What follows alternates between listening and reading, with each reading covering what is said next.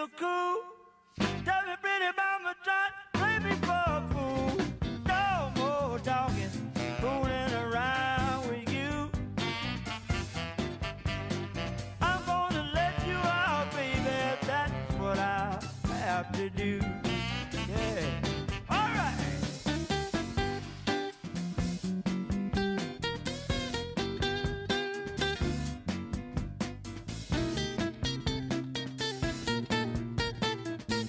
Ooh, Lord.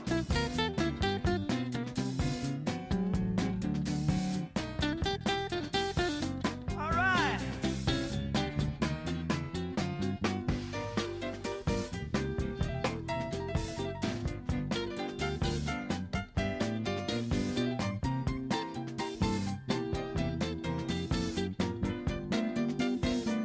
Ooh, yeah.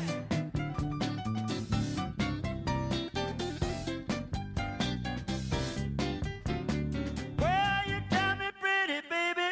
Now you're feeling fine. Spending all my money on whiskey, beer, and wine. No more talking, fooling around with you. All right now. Well, tell me pretty, baby girl. That's what I'll have to do. All right, dig it.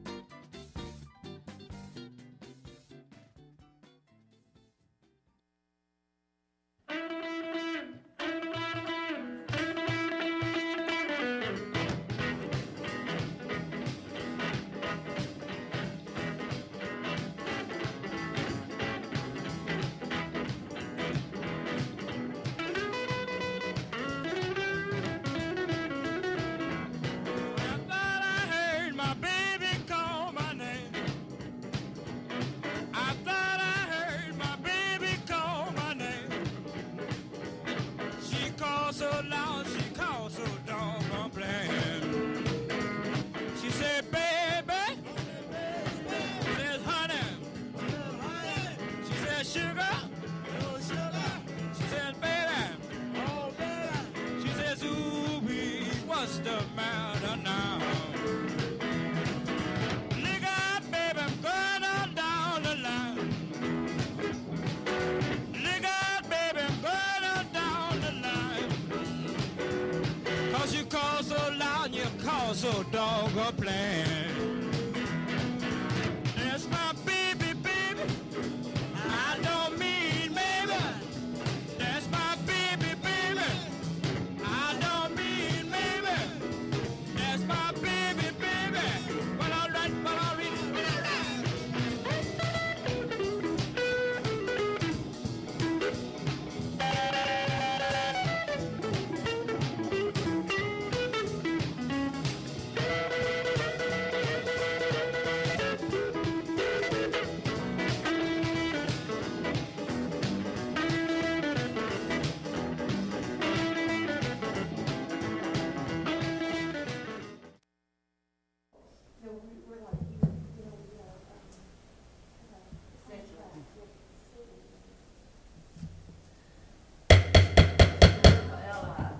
Good afternoon, everyone. I'd like to call this Tampa City Council meeting to order. Roll call, please. Vieira, Goods, Here.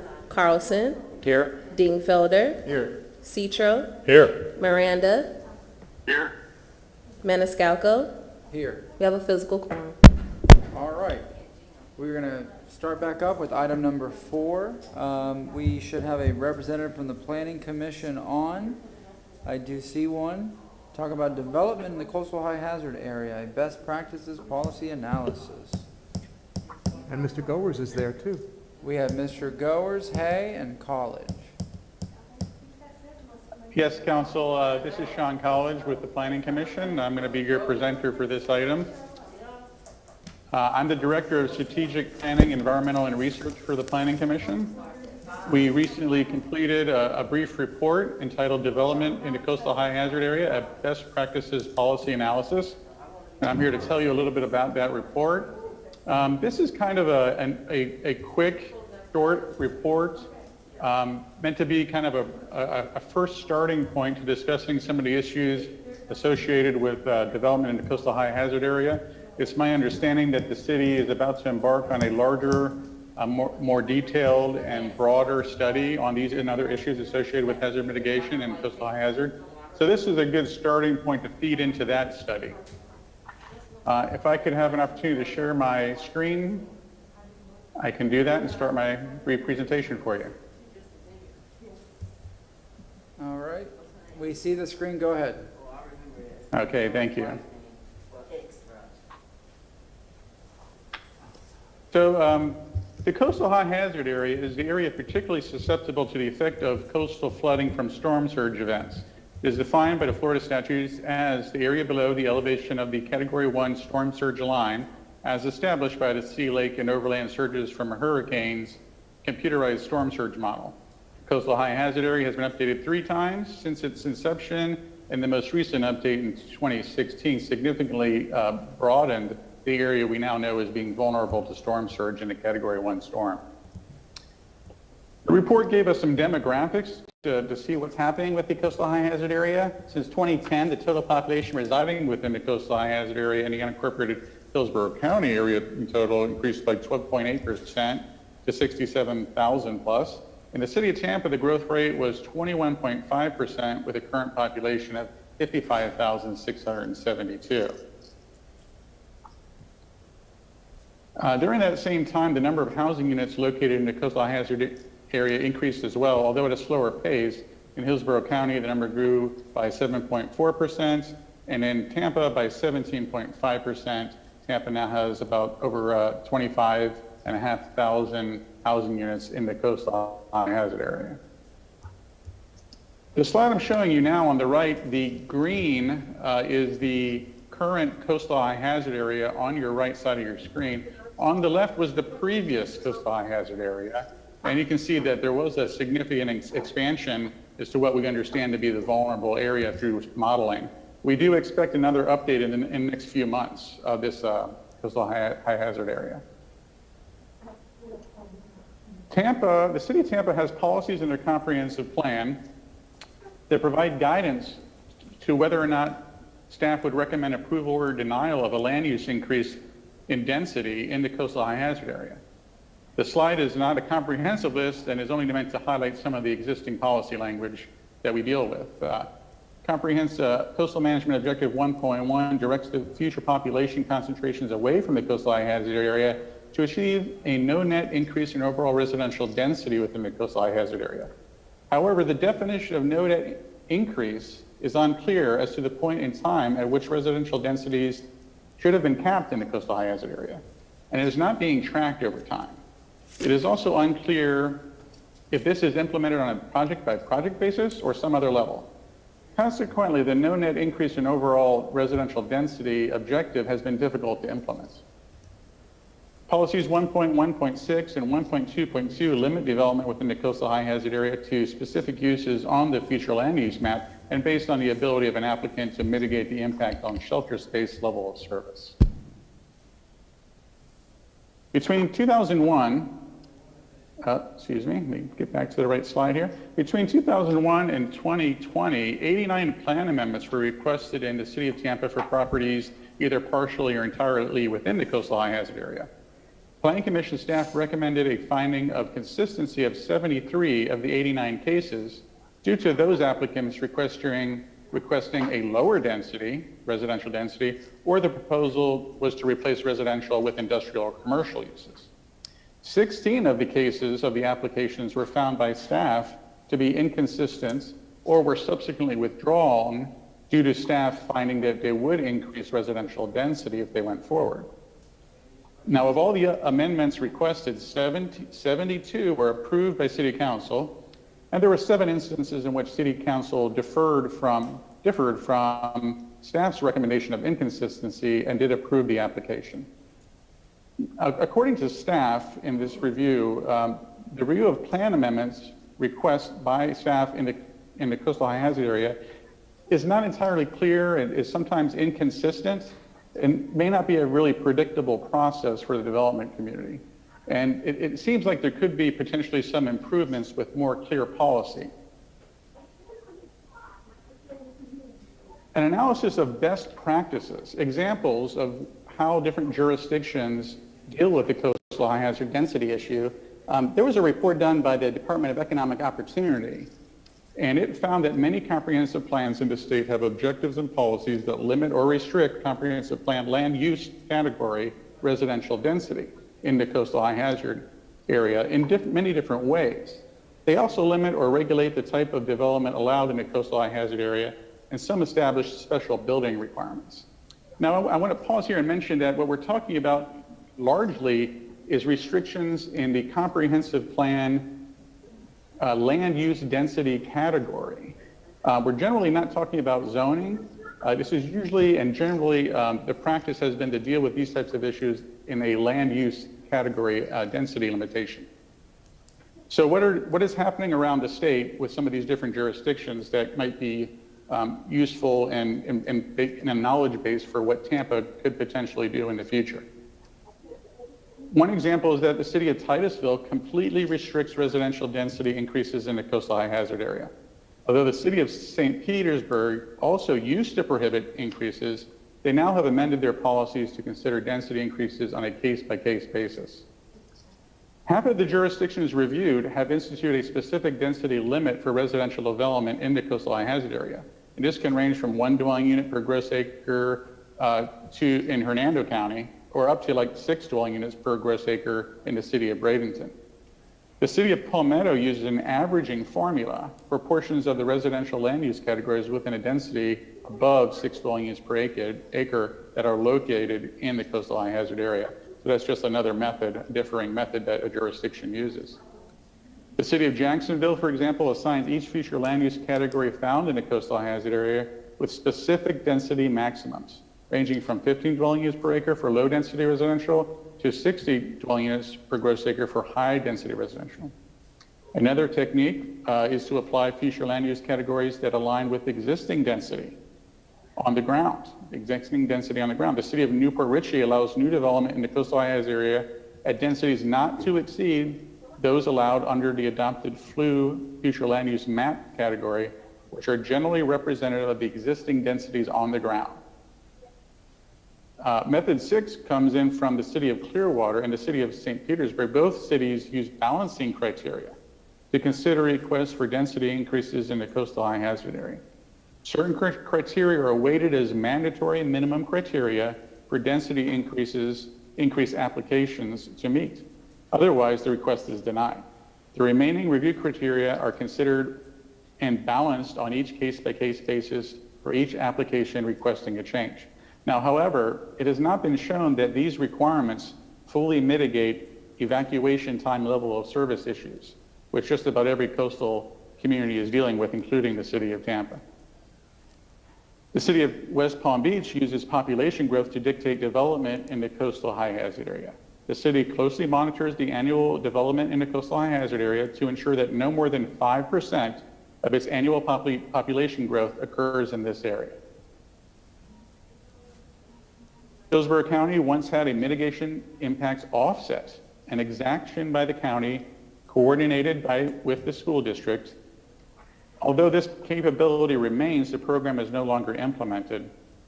This program can benefit shelter space issues in particular, but again, it is unclear if such a program could reasonably mitigate evacuation times. And finally, a local government can review proposed private sector developments, shelter space, and evacuation time mitigation plans that the private sector puts out during a plan amendments agency review phase to determine whether the proposed development will meet mitigation standards. This similarly, it's unclear whether development can really effectively deal with the evacuation time issue. And that was a quick summary of what the report says. And as I said, this report doesn't give you any recommendations or conclusions at this point.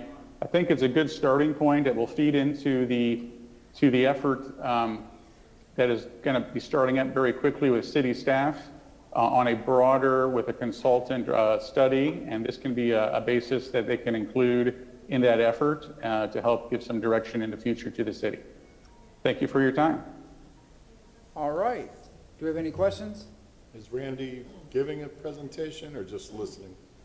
Mr. Goers, are you giving a presentation as well, or this was it?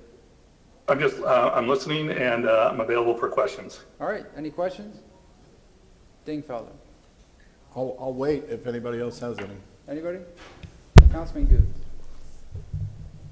Well, I see the planning commission has given presentations, so I guess my question would go to Randy. Are we going to look to work with the planning commission to come up with a policy or as it relates to the city of Tampa? Yes, and we'll do it in a couple of different ways. The first, the report that was produced by the Planning Commission is going to be given to the consultant when they start. So they'll have the benefit of the research that was compiled by the staff. The staff is also going to be part of the agency team that we put together in developing, crafting the policies for the coastal high hazard area. Thank you, Randy. All right. Anybody else? No? Councilman Dingfelder. Thank you, Mr. Chairman. So Randy, remind us what that timetable is in regard to the consultant and coming back with recommendations on these policies? We're actually, we've already started advertising for the consultant. The RFQ has been released, and if everything goes well in terms of a selection and a contract, we hope to have somebody on board in July. We think it's going to take about 6 months to do the study. Just depends on how quickly they can get up to speed. But within 6 months, I think we'll at least have what we think are the policy changes. Then, of course, we have to actually go through the plan amendment process of getting them adopted. So it's perhaps the end of this year, 2021, to have recommendations, and then we all know that comp plan usually takes about another 9 months to get through. So we'll be deep into 2022 before we see any change. My concern is this: we already know that the objective 1.1, which is that same thing we've seen over and over, no net increase in overall residential density, nobody's able to interpret it, so it becomes meaningless. And arguably that provision is going to remain in there and be meaningless for another year and a half. And then the other issue that Sean, I appreciate your presentation, and Randy, I appreciate you all the time. But the other issue is the policy 1.22, which says, well, if the developer's in the coastal hazard area and then he has to mitigate with additional shelter space. But mitigating, as Sean mentioned, mitigating additional shelter space doesn't necessarily address the evacuation. Can people get to those shelters? Can people get out of those areas, those low-lying areas, period? It bothers me tremendously that these rezonings can continue to come in the coastal high hazard area, and we don't have any effective comp plan policies to address them, and we're going to be, arguably, if we wait for the consultant, we're going to be in that same situation for another, year and 3/4 or year and a half.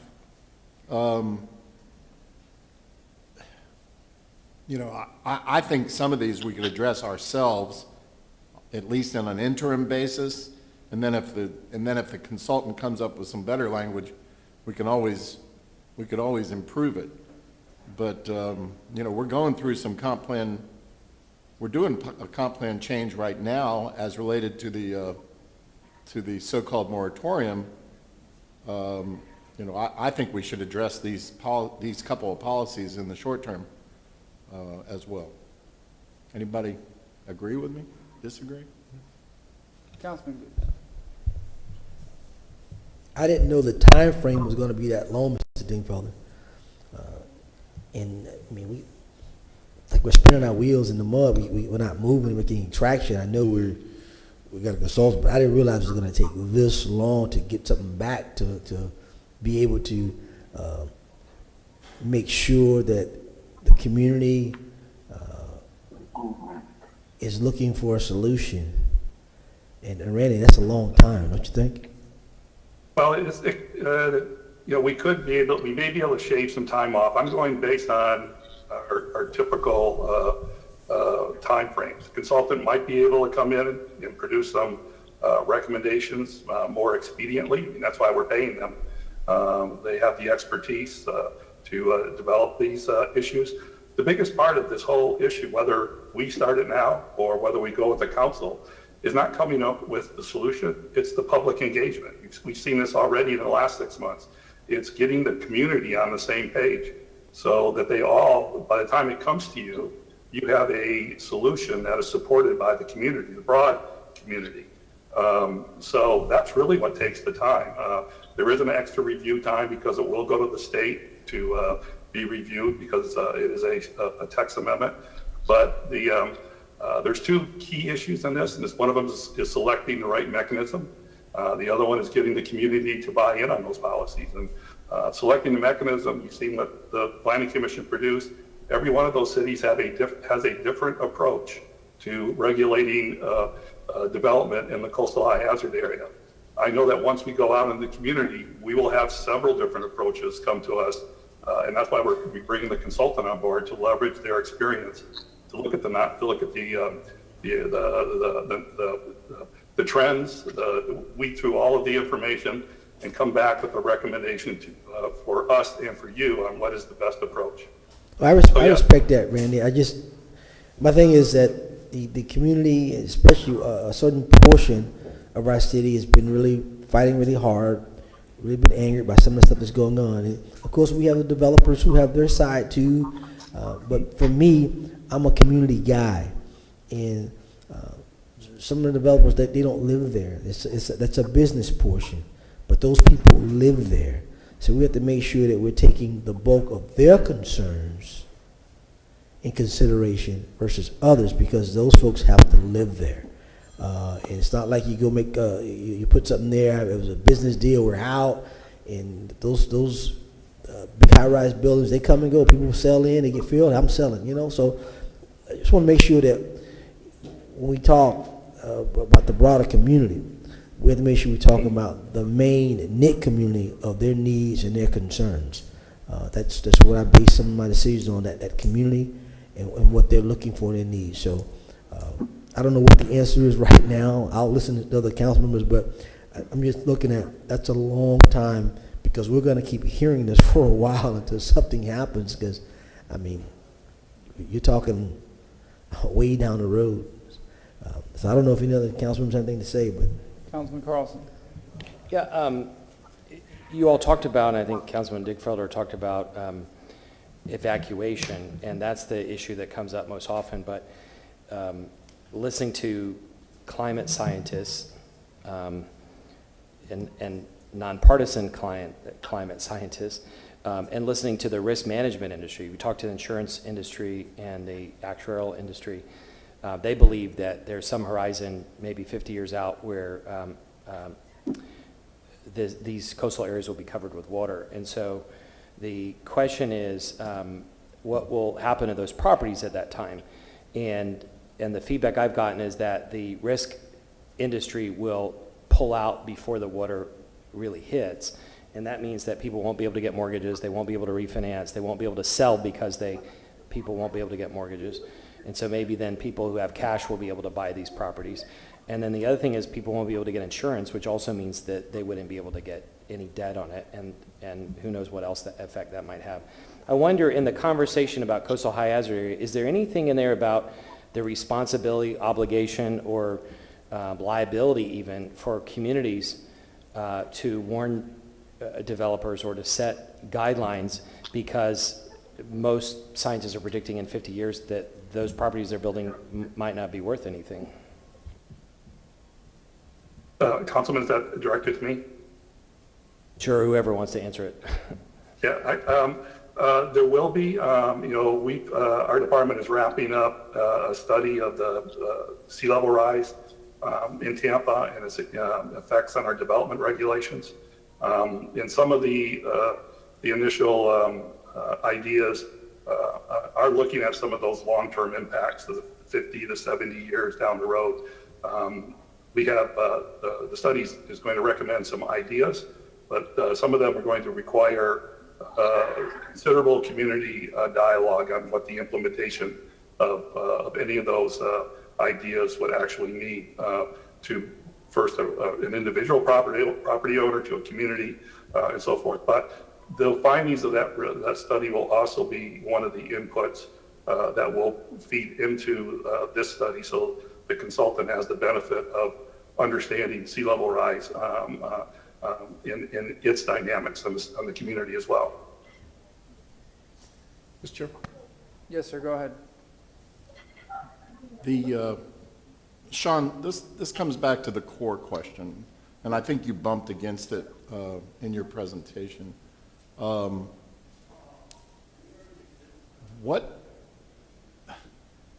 What is the risk, what is the danger of allowing this continued development and increase in development in the coastal high hazard area?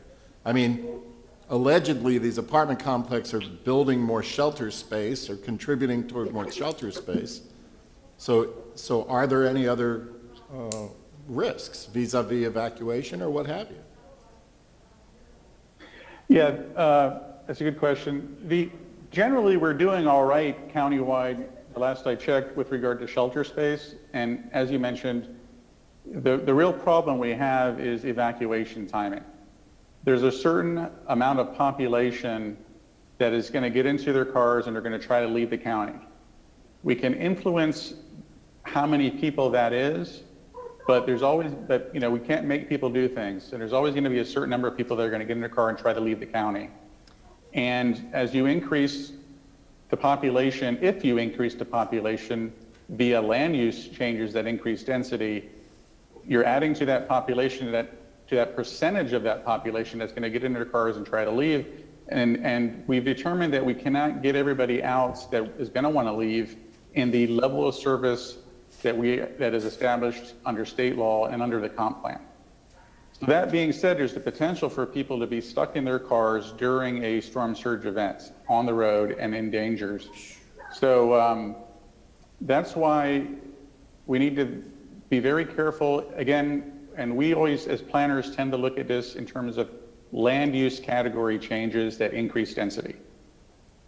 That's always the danger. I mean, I think we look at it as planners is that the land use densities that are established on the map, they're contemplated. They have been contemplated historically, and those populations under that land use category are what we have contemplated will be built there.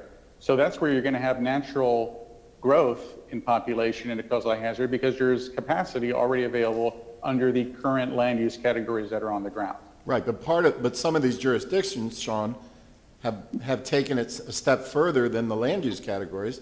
They've limited the rezonings. I mean, granted, if somebody already has a zoning and they got a land use category and all they're waiting to do is pull a permit, then those are already done, okay?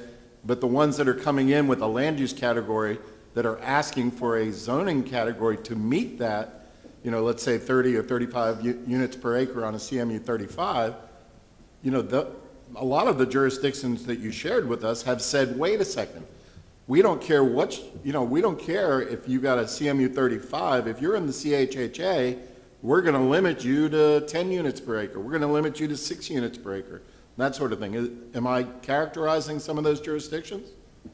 Well, I haven't actually parsed out which jurisdictions have a zoning policy and which jurisdictions have a land use category policy. I tend to think most of them are dealing in land use, and historically, that is where we've dealt with it. And that is, the state law tends to revolve around land use, not so much rezonings. So as we've dealt with state law in limiting population in the coastal high hazard area, we tend to dealt with it on the land use side. Okay, but when I looked at some of those jurisdictions and the descriptions you provided, it appeared to me clearly that they were taking it further than that in some of those jurisdictions. I don't have it in front of me. And by the way, did you provide, I know you provided a copy of the report to me because I asked you for one. Did you provide one to all council, or could you? I think we did forward it to all of council, but we certainly can if anybody doesn't have their copy. Okay, thank you. And you know, I would just say, Councilman, you know, I think, again, this expanded study that Randy Goers is about to undergo, I mean, that's the perfect opportunity for the consultant to look into those implications of zoning and whether, you know, that's an option and whether it's an appropriate option and what the implications of doing that for the city are. Well, I guess I tend to be an impatient guy, and when I see these rezonings come in front of us, you know, month after month, week after week, with continued increase in net increase in density. Their net increase in density is no doubt in my mind that that's where I get extremely concerned, because like every single one of you, I'm concerned about public safety first and foremost, and that's what this discussion is all about. You know, people complain, they say, oh, the traffic is busy and the schools are crowded, and those are important issues, but there's no issue more important to me than evacuation and public safety. Thank you. Thank you very much. Anybody else? Councilman Carlson. Just one quick question. The Selman extension just opened. Will there be new traffic modeling now that that's done to see how the evacuation times would change? The state does a regional hurricane evacuation model, and they do it about every 5 years, and they just completed one, or they're in the process of completing one, and that should come out. So the new coastal hazard area will come out in the next, and evacuation zones will come out in the next few months. I'm not involved in that process, but that would be a question for the Regional Planning Council as to whether they modeled it with the completion of the Selman or prior to completion. I don't know the answer to that. I am involved tangentially, just making sure that I understand what they're using as their baseline projections. And I know that they are going to be using the most current transportation improvements for the modeling. Thank you. All right. Anything else? Anybody else? Thank you very much. We appreciate it. Thank you. Thank you. All right.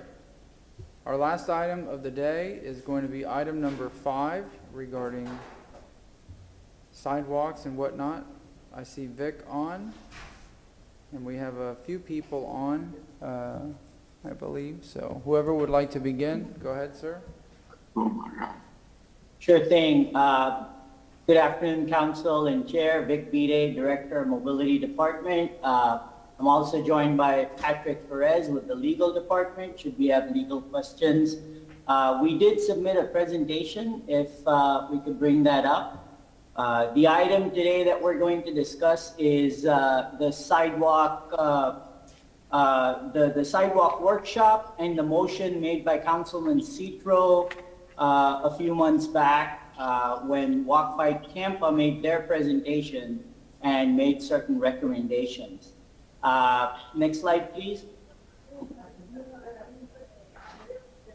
So here's the whole motion. I won't read it, but basically it has a couple of parts. One is to understand how sidewalks are funded and what the current process is vis-a-vis funding and implementation.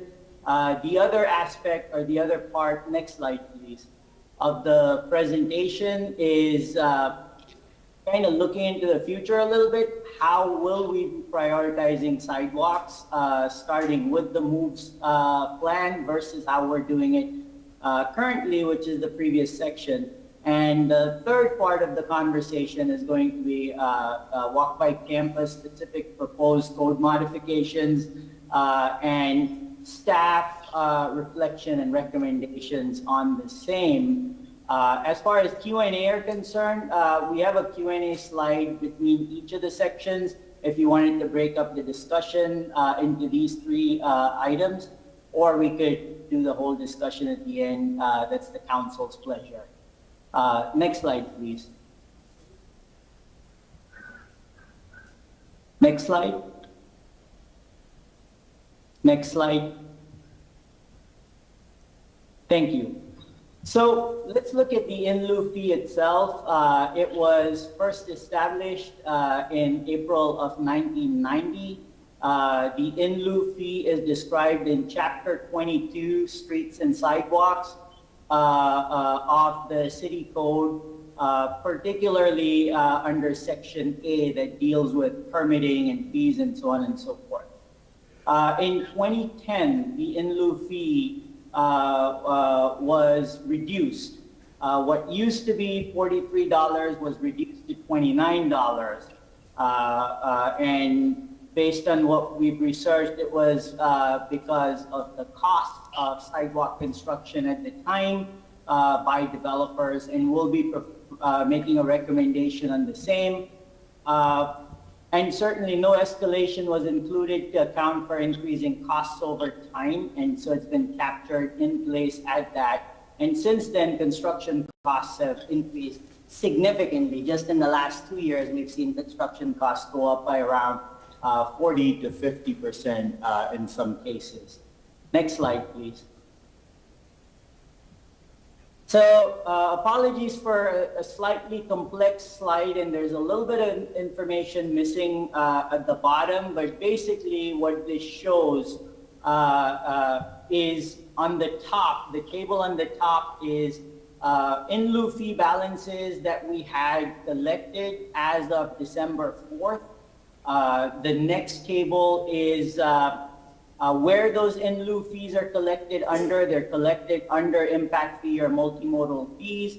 And these are all the fees collected from 2013 through 2021. And the bottom row of the second table are the totals. And the third table is, these are the actuals. Meaning this is a combination of the funds that were collected over time and those that are being collected to date. And basically until 2019, we were using in lieu fees almost entirely for filling small sidewalk gaps or for maintenance. So a majority of this funding went towards maintenance and upkeep of or preservation of the current system. After 2019, essentially the mobility department recognized that we're not implementing or building enough new sidewalk. And so we started sharing those in lieu fees between capital as well as maintenance. So currently we're using in lieu fees, and there's not a lot, but we're using them partly to construct new sidewalk, partly to fill gaps and pay for maintenance of sidewalks. There are other funds as well, and we'll look at that. Next slide, please. So here are the cumulative balances in the in lieu fee trust fund right now, the sidewalk trust fund. And this is a reflection of all the balances collected over the years, and then, of course, whatever has been collected to date. Again, these are not very high numbers in terms of actually constructing a lot of sidewalk, and we'll look at the cost implications as well. And these are the different districts, the map on the right, how the fees are distributed across the region. And they can only be used within that particular district. Next slide, please. So in 2019, when we started doing capital, one of our first projects was Campania Avenue from Columbus to Campo Bay Boulevard.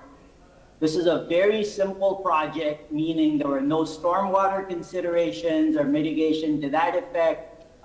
There were no grand trees along the way within 10 feet of the sidewalk to add to kind of the design challenge, if you will. And there weren't any issues with connectivity or contiguous sidewalk. So when we built this in 2019, a couple of years back, it was about half a mile, and the cost to us then was $66 per linear foot, which included design and construction. Costs have gone up since. Next slide, please. So this shows our capital improvement page from FY20. And as you can see on the left, the first column on the left that says actual to date, that amount in excess of $1 million isn't reflective of, all of the in lieu fees. This is really a combination of everything that had been collected to date in the past. But really what you're looking at is the budget amount for FY21 that we allocated, which is $182,000, which was pulled from the in lieu fund, and we created a capital project for new construction and sidewalks. This is really just for indicative purposes. Next slide, please. There are other fund sources that fund sidewalks as well. And that includes state funding. So we combine impact fee with state funding to do projects like the proposed Sulphur Springs Safe Routes to School, the El Dorado Boulevard from Lois to Omar, and other projects that are programmed in outer years. So we're getting creative and mixing funds from external sources and what we have to do as much as we can. Other sources include the WRNIC, the West Shore Residential Neighborhood Improvement Fund, and that is a special fee within the West Shore District that goes to this fund from developers. And we're funding a couple of projects through this. One is on Fig Street, the other is on Hubert Avenue. Next slide, please. This is another CIP sheet which shows that we also receive sidewalk funding from the CIP, $500,000 a year. Some years back, this used to be $1 million a year. However, this is going away. This is the last year that we're going to get this $500,000, and it's going to go away starting next year. Next slide, please. So that means, in effect, we will have to cover that $500,000 that funds our sidewalk maintenance program, does gap filling, crack sealing, and replacing panels and things like that. That's going to go away, and the only other source left as of next year is going to be local option gas tax, which is already stressed. But that's our only option. Our current maintenance backlog, by the way, is over 600 customer service requests, and the actual need for repairs is much higher.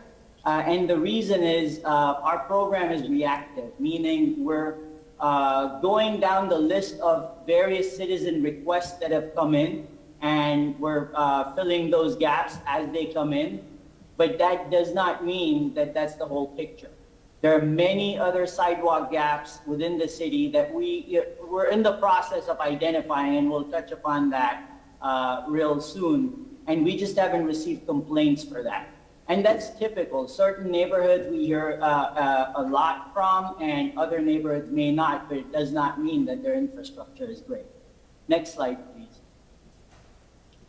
So this shows our current costs and how they've gone up over time. So from 2012 to 2020, today where we are, that's the line item cost per linear foot, and has gone up to almost 40. Our most recent amount is actually $75. That is the average cost per linear foot for typical sidewalk construction. This number came in from operations that does a lot of the sidewalk work. It's based on over 100 small projects, typically of 40 to 50 foot length. And this does not include engineering or design. This does not include, mitigation for tree concerns or roots and things like that. So that is our cost. That's our real cost to construct a linear foot of sidewalk, assuming 5 foot of sidewalk width. Some years back, that used to be 4 feet. So that's also a difference in the cost. That 4 to 5 feet is the ADA standard that has changed over time. So that's our number, $75. That's our real cost today. Next slide, please. So we could stop here and discuss, how we do sidewalks today, or I can proceed. What's the council's wish here? Just a few comments before we get to questions. in my district or in much of the city, the biggest request or complaint or concern I get, not want to say concern, but people ask me, when are you going to put sidewalks and when are you going to pave the roads? You do that and a lot of people will be happy. In West Tampa, for example, we have open ditches. We don't have the more modern storm drain system that we do in South Tampa and other areas of the city. And those are very dangerous because in a lot of these residential roads, they're very narrow streets. And without a sidewalk, it's not safe for pedestrians and it's dangerous for automobiles turning. And I've seen many, many cars fall into these ditches. You had brought up the Tampania project, and the neighborhood is very grateful for that, but that's just one street. And it's alarming to see the prices going up. It was cheap when I got a quote from Mayor Buckhorn, one street that had complained about speeding and whatnot. They said, let's put a sidewalk, and it was $100,000 just for that one road. It wasn't a very long road, and then the project was scrapped for other reasons. But when Offered Transportation was proposed, and one of the main reasons why I supported it was we would have dedicated funding for 30 years to build these sidewalks. And again, build the sidewalks and pave the roads, and a lot of people will be happy. Not just because it looks good, but it's a major public safety issue and concern. Kids cannot walk to school safely. Folks that are in wheelchairs, they have to go out into the street just to maneuver. The sidewalks are not connected and whatnot. It's a dangerous thing on top of the quality of our roads. I understand it rains in the summertime and potholes pop up and they get patched and they get washed out, but I mean the quality of our roads is terrible. I mean there's some roads that haven't been paved in 30, 40 years, and it's very frustrating. So I saw Councilmember Miranda's hand up. Yes, sir. Thank you. Mr. Chairman, along going with exactly what you're speaking about, and along going with Mr. Vick just spoke about, if you're looking at 2022, that there will be no longer the community investment tax money to do this, even though it goes through 2027. The tax of 2022, I think 23 is when you have your last bite at the last amount of money that's left. And then you got to go to the LOFT, or local option gas tax. How in the world are we going to meet the obligation anyway, one way or the other, when it's about a period of that time is when the shift from gas-driven automobiles to electric automobiles is going to start hitting some upward mobility standards. In other words, from 1 or 2% now to maybe 10% or even greater by that time, and you're going to have less and less community investment tax money, or none at all, and the local option gas tax will be reducing because we're not going to get the share. They're not going to use gas. They're going to use electricity. So that's a paradox. And then you go back and we talk about fixing something. You go back to a lot that's 100 foot wide in the front. That's $7,500 added to the cost of a house. And we're talking about affordable houses. And we're here on looking at something that's hard to imagine what's happening. A 60-foot lot would be about $4,500, and a 50-foot lot would be $3,750 based on $75 per linear foot. So we're increasing already, and the cost of product, and I agree with what my good friend Vic said, that the costs have increased tremendously. A 2x4 was a very modest price, maybe 2 or 3 years ago. Now they're 4 or 5 times the amount of that price. The cement has gone up. Anything you look at anything including, when you look at plywood, depends on what type, I don't see how they can afford it. The cost of a house has gone up, I would imagine $20,000, $30,000 just on the wood alone. Now we do all that and we had the $7,500 for a 100-foot lot. You had $4,500 for a 60-foot lot and $3,750 for a 50-foot lot. I don't know at the end how we're going to call anything affordable. We don't even have that word to use anymore. And I understand the nature. We talked about open ditches. So let me understand this. There's some that say that they want that paid in lieu of. In lieu of what? You got a street, you got a ditch, and you got no public right-of-way. So we're going to take somebody's property to build a sidewalk that you have to jump a ditch to walk 60 or 70 or 100 feet and then jump back out because there's no connectivity. I would rather see connectivity on something that's already there, make it simpler, and at least the eye can see that you have sidewalks for blocks and blocks to come. So we must have something, and we don't need a professional study. We need somebody to go and walk the streets and diagram how much, or maybe one of those, what do you call it, drones that tell you how much sidewalk you have in a different neighborhood, and do it ourselves and save some money. Because I don't see a way out of doing this in any equality so that somebody doesn't have to pay more than never going to have a sidewalk. If we're looking at ourselves and telling us that you're not going to have a sidewalk and you're going to pay in lieu of, what's the benefit to that person? What's the benefit to the neighborhood if you have a ditch in front of you and you still got to pay in lieu of when you built a house? Those are the complicated issues that I challenge myself with every single day, and I'm sure the rest of us do the same. So there's a problem that we got to fix, and it seems so easy until you start looking at the problem. The cost is skyrocketing. The land cost is skyrocketing. You can't buy a lot in West Tampa. I don't care where you look at, for less than $100,000. There's some going as high as 150. I know one that's sold for 170. And so what I'm looking at is, how is anyone, even if both husband and wife, young couple, are working to get something going, and they're working without a college degree, it's almost impossible for them to buy a house.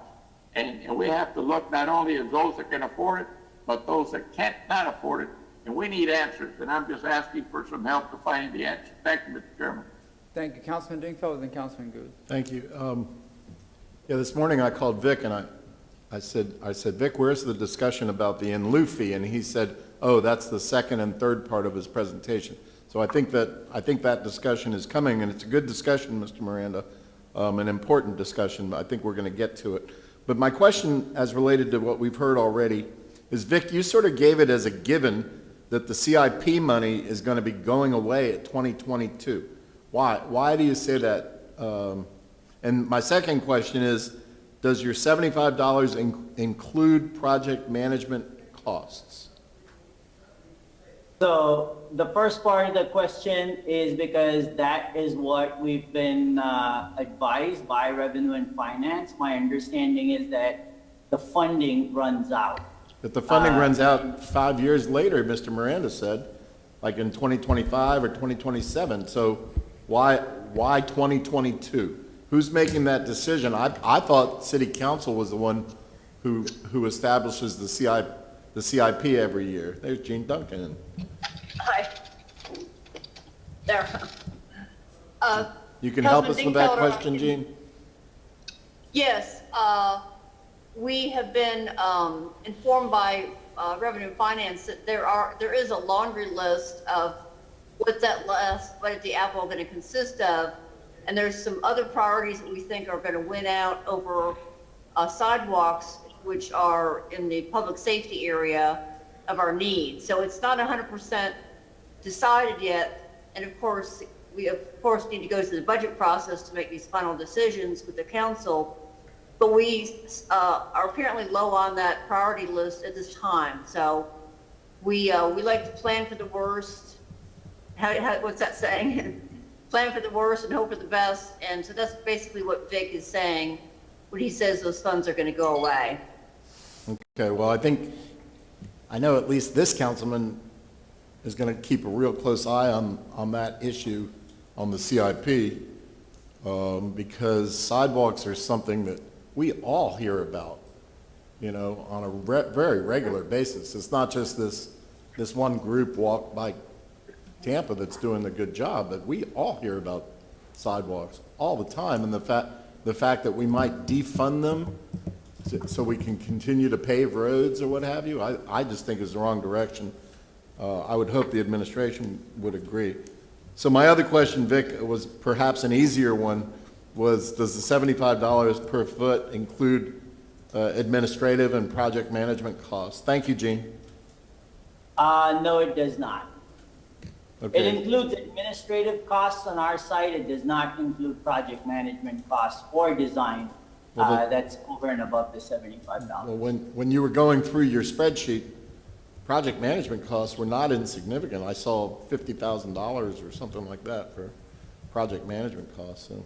That depends on the project and the delivery mechanism as well. So, if we hire a consultant contractor and we have project management costs that are higher, if we're doing it in-house, it's much lower. But it still exists no matter what. Absolutely. Okay. And those costs have also gone up because those costs are typically a percentage of the overall construction cost. Thank you, Mr. Chairman. Mr. Chairman, I look forward to talking about the in lieu issue that Mr. Miranda was talking about, I guess, when Mr. Bide finishes his presentation. All right, and we have Councilman Goods, Councilman Citro, Councilman Carlson. Well, Mr. Dingfelder, you jumped the gun on that $75. I'm like, man, I know a lot of guys that do sidewalks, and $75 a square foot, that's a lot of cash. And I don't understand how we get stuck with paying these astronomical fees. We pay more out of the city budget in studies and all these different things. And I really don't understand why. Mr. Miranda said some of this stuff is just, and I'm not picking on the administration, anybody what they do, but to me, if I can see a broken sidewalk, why do I need to have a study and all these things that's costing us money when I can have a crew go out there or have a company that we just choose it, go out there and say, hey, this is what you're getting to pay a year or whatever, 6 months, and go out and do some sidewalks. 600 customers are waiting on a waiting list. Big, how are we going to get 600 people if we're saying $75 a square foot, CIT money is going to stop? I'm just trying to figure it out because people are watching. 600 people, from what your diagram, your schematic says, are waiting for some type of sidewalk repair. I've called you a couple times for some folks for sidewalk repair, so I'm just wondering how will we accomplish that, or when could we? Because I don't see it happening. I hear talk, but I'm trying to find where is the end of the road solution. Because to me, we got to do some more negotiating with some people or something. Because $75 a square foot. 600 customers are waiting. Tell me about those 600 customers, Vic. I got to hear this. Sure. There's a 150-year waiting list. Go ahead, sir. Sorry. So, Councilman, I mean, we do have a budget shortfall. More than half of our roads are in satisfactory to poor condition. We know that, and that is tied to the budget. A big portion of our transportation budget is resurfacing, and yet we're in a very big hole. And the same applies for sidewalks as well. I don't have a great answer beyond we need more funding to make sure we clear out all of the backlog. And as far as the studies go, the study that we're doing with MOVES is really threefold. One is to understand what the community's priorities are. And that's why we're doing the listen first. And we're going to talk about it, and I'll skip over that part if I cover it now. The other aspect is to understand what the priorities are after listening to the community and applying engineering knowledge based on parameters and criteria like proximity to schools, like proximity to hospitals, like transit connection, like roadway classification. Collectors and arterials have sidewalks that are utilized more by people than maybe neighborhood streets. And so we have to prioritize all of these things. The best way to do that ultimately is a study. And the reason we're doing the MOVE study right now, and we didn't do something at this scale previously, was because there was no funding on the horizon. Plans go bad over time. And so when you engage in a planning exercise, there has to be some future implementation or deployment in front of you to have the wherewithal to go ahead and put a plan together. With AFD, it did present an opportunity. That energy is still there. We're also getting strong signals from Washington as well as Tallahassee that there may be funding forthcoming for infrastructure.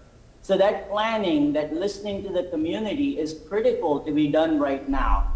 But as things stand today, looking at our balance sheets today, yes, we are in a hole as far as our roads and sidewalks are concerned. There's no doubt about that. That sounds all good, and I appreciate it, Vic, but my thing is this, 600 people. So within the city, we don't have a sidewalk crew that can go out and put mud and replace the sidewalks. Some of these people who have cracks and things like that. Is everything outsourced? Or do we not have a crew in the city that can go out and have a supervisor? You see this sidewalk, you bust it up, you make the measurements, you lay the mud, and we keep it moving. Do we have that or we don't? We use contractors for the most part. We also use in-house crews for small repairs, and we try to utilize in-house crews as efficiently as possible across the lines of service with operations. The big challenge with doing things in-house and not using a contractor, or even vice versa, is ultimately what is the funding level that is available. That's one, and the other is what is the staff level that is available. And from 2008, since we cut down on staffing, we haven't fully recovered yet. I mean, we've been doing more with less for a long time now. And we're happy to do that. We're happy to continue to do that, but we do need additional funding. That is the core of our concerns. We've looked at many ways of being more efficient with what we do and what funding levels we have, but it doesn't take away from the larger problem. And it is significantly larger than any optimization we can do within operations. And I believe what you're saying, Vic, but I got to tell people, sometimes it's not the big things that make people happy, it's the small things. And sidewalks are small things to people. And I think that we have to looking at getting some small crews, looking at CDC and some of these other small organizations that have guys that they can put to work and go out there and do some small sidewalk at a better cost than what we get from some of these big contracting companies that you guys are outsourcing for. Because when you look at some of these other nonprofits, they probably can get some people to do some of this work, get them bonded, their companies or whatever. But I just think some of these costs are astronomical. But to say we have 600 people on a list, and I know that some of these sidewalks have cracks, and I just don't see it taking a lot to go out there and, I used to do that when I came up from college with my uncle. Go out and bust the sidewalk up and lay some mud. It don't take all day to do that. We used to do a bunch of them in an 8-hour shift. So I'm just saying, sometimes we have to just look at the wheel again and not try to just reinvent it, but actually have some common sense to saying, okay, this is where we need to be.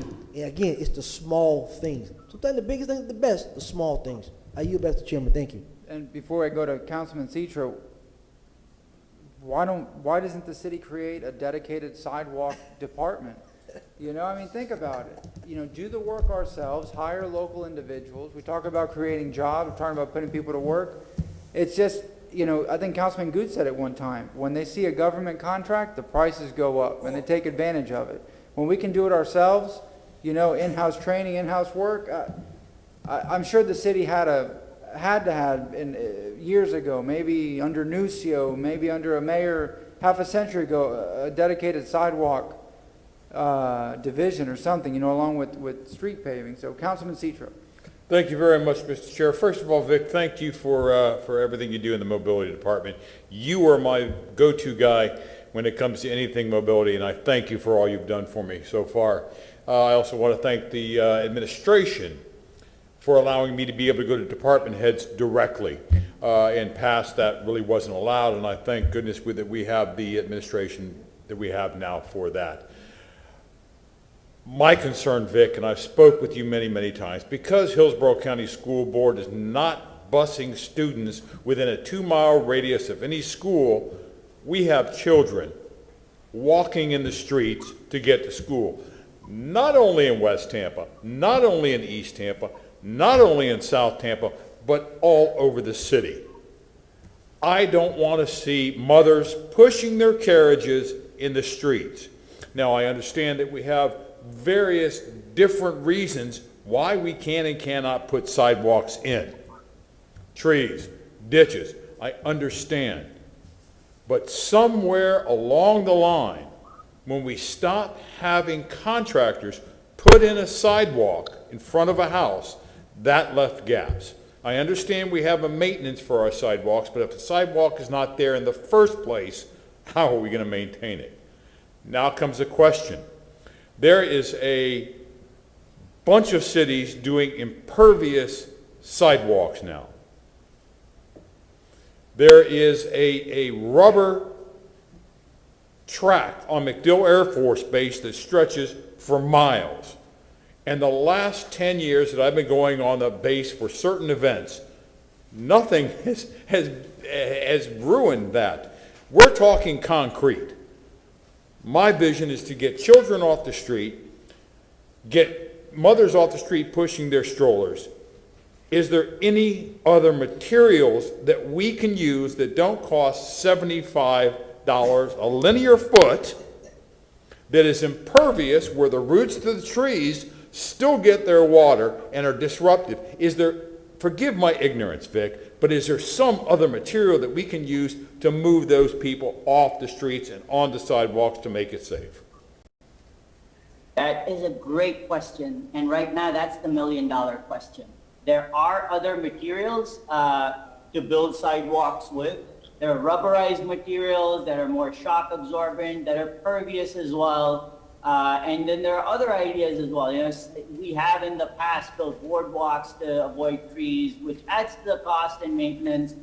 But right now we are working with our natural resources team and the transportation engineering division to figure out how can we continue to grow the sidewalks that we need within the city, and also maintain our tree canopy that we're proud of, and also serves a transportation function, by the way. It narrows the profile of the road, calms things down, provides shade to pedestrians, and all kinds of benefits. Mr. Chairman, Vic is only a third of the way done with his presentation. All right, Councilman Carlson, do you want to wrap it up? All right, look. I don't know if I've really got an answer from Vic. Oh, I'm sorry. If I could, Councilman Dingfelder, No, Vic, were you finished? I was just asking, what other ways can we possibly have to have a sidewalk system, concrete or otherwise? And we're exploring options. I mean, the three ways that I mentioned right now are the ones that come to mind, but we're looking at what other cities are doing. We're not alone with this challenge, both funding-wise, but also tree-wise. And we will come back and report to you what we find, if you wish, in about 6 months. Thank you, Vic. Thank you, Mr. Chair. Thank you, Councilman Dingfelder. Councilman Carlson, do you want to go or do you want to wait until? Continue with your presentation then. So, Mr. Chairman. Yeah. I don't want to belabor it, but I don't need to move on. But Vic, getting back to the sidewalks, you know, the sheriff has a work program now. The prisons have work programs.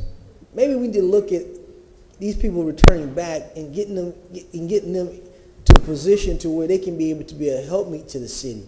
And we can cut costs by that way, by going to the sheriff, asking do they have work crews that maybe can help us with some of these projects, these small concrete projects, to cut our costs down.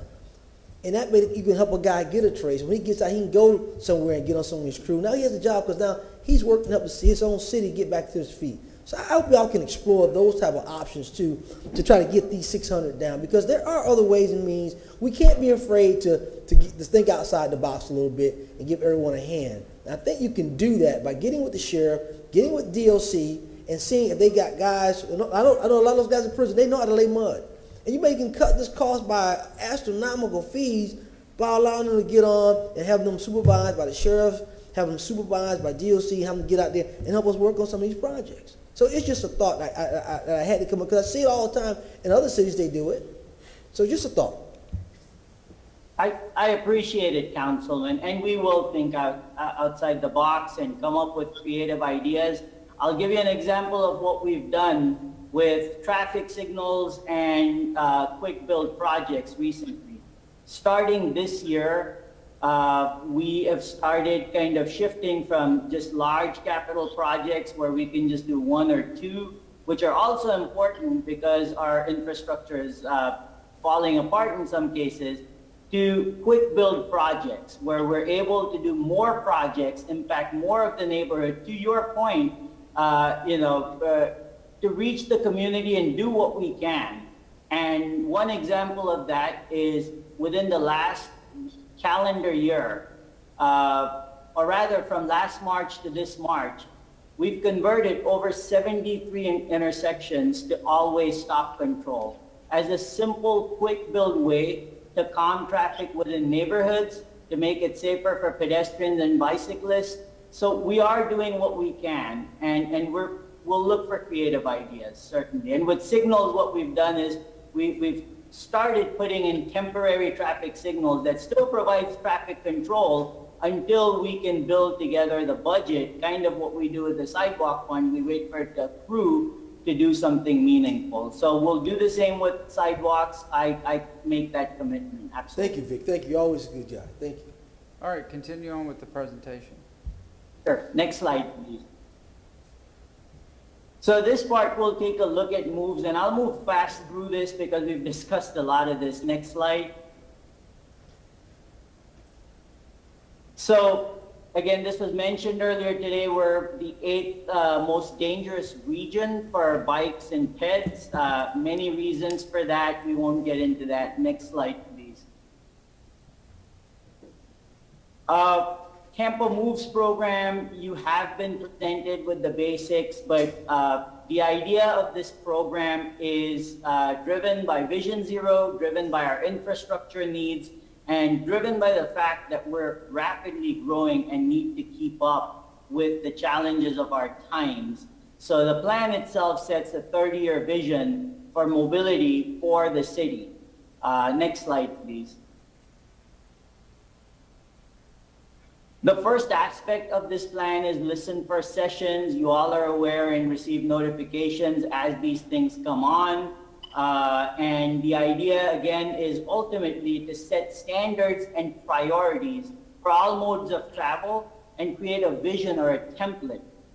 To the point that the councilman made earlier, that if we know what goes where based on what the community wants, we can program things a little bit better. Next slide, please. These are the guiding principles: mobility for all, opportunity, vision, equity, and public safety. Next slide, please. And these are kind of, the different things that we're looking at in terms of how we prioritize. So we prioritize regional routes because they have more pedestrians typically, they have transit, they have commercial activity, and connecting to existing sidewalks, so gaps basically. Proximity to transit, schools, ADA access, communities of concern from an equity standpoint, and that's twofold. One, we may not receive that many complaints for certain communities, but the need is still there. That needs to be considered. And then the other is connectivity across neighborhoods that historically may have been disconnected. And public safety. So prioritizing high-speed roads, even as we work to calm those down through design and speed limit reduction and other measures. And certainly establishing Vision Zero corridors within the city. Next slide, please. These are different criteria that we have. They're layered in or tiered across 2 categories and weighted. The exact weights will be determined after the moves process is complete, but these are the parameters we're looking at. And even as we speak, we're holding these listening sessions to see if we need to add any other parameters or any performance measures. Next slide, please. This just shows that there are areas where there's much more need, even if there isn't a lot of complaints in our 600 plus list of concerns. Next slide. And that's the end of this section. Any questions or discussion for moves? Councilman Citro? No? Councilman Miranda? Thank you, Mr. Chairman. I know this is not a meeting with the CRA, and I'm certainly not trying to bump any CRA and other prospective needs and necessities that they have. But in some of the areas that sidewalks are needed, as you well know, that over and above cap and the CRA is very important to all of the people living in the city of Tampa, and possibly those individuals that live in the CRA, that manage the CRAs and guide the CRAs to to the funding mechanism and productivity of work delivered, I would hope, or listening to this meeting today, and possibly they could put a certain amount of their product, meaning cash, into the sidewalk plan to help the neighborhood.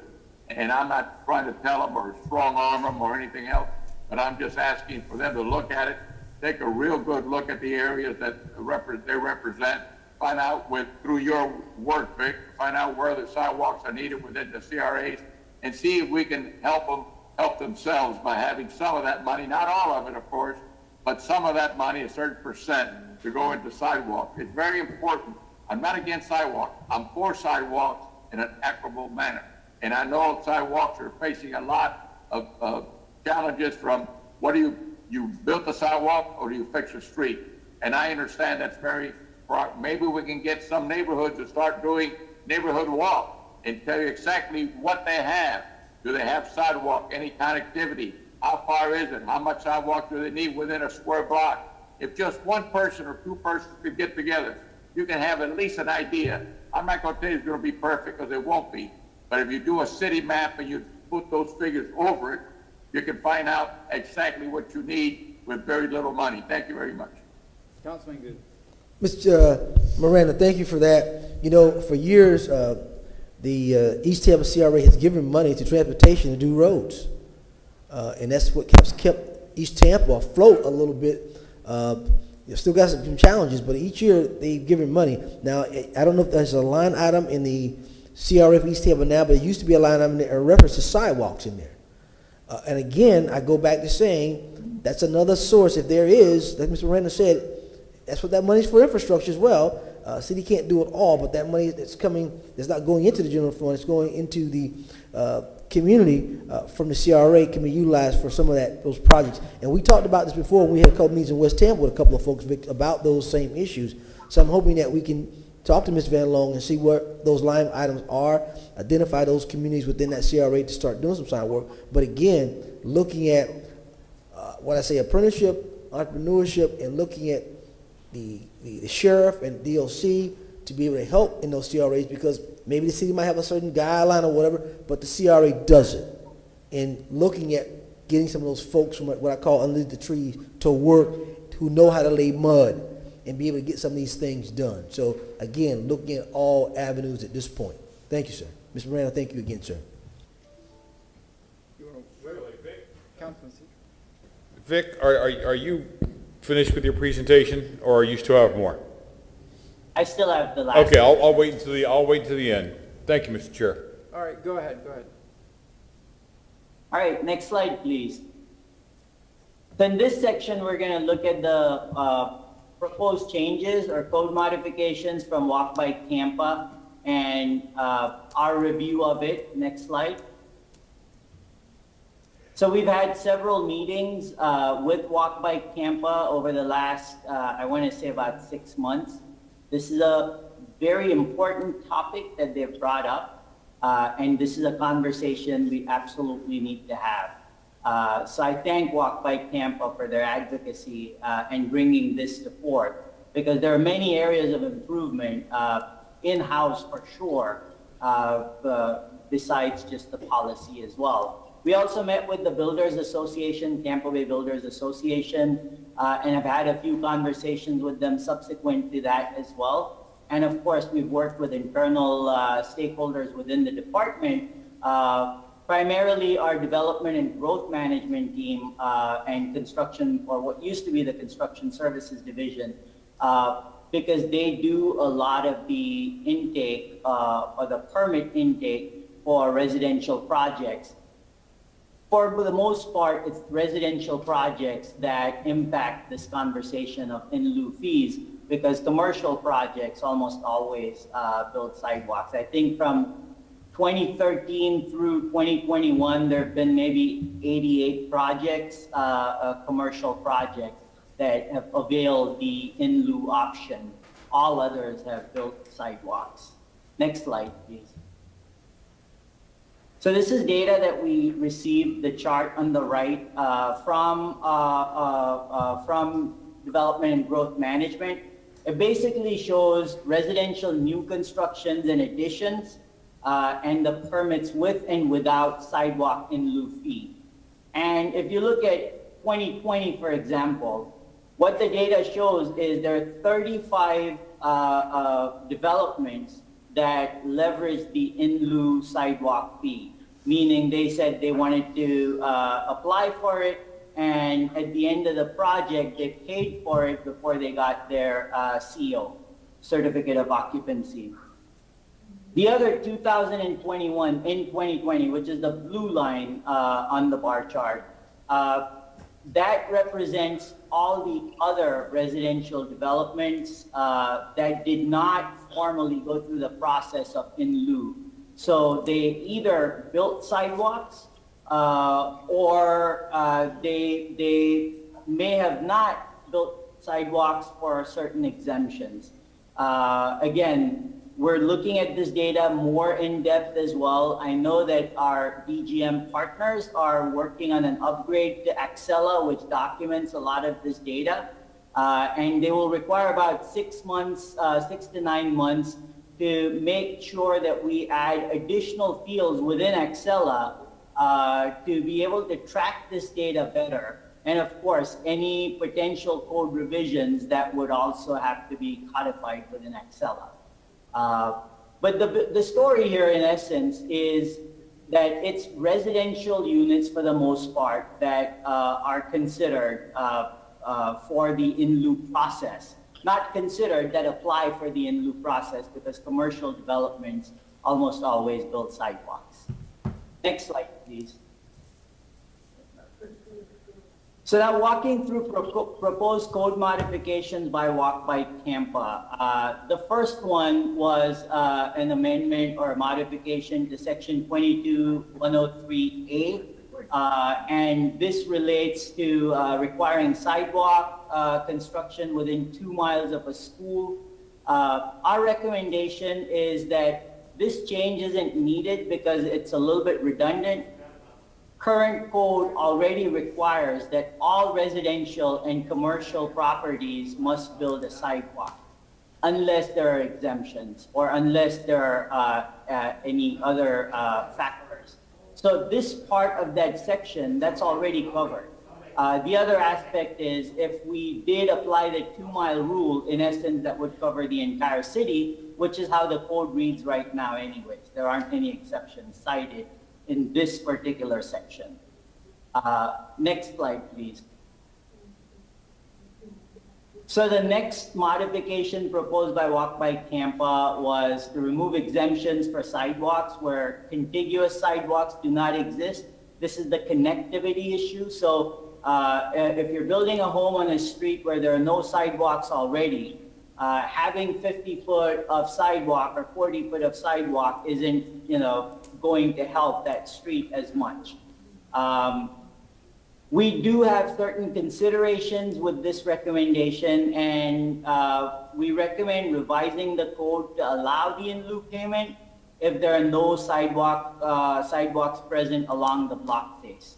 But this does need a little bit more discussion as well, though, with in-house team and people and so on. Next slide, please.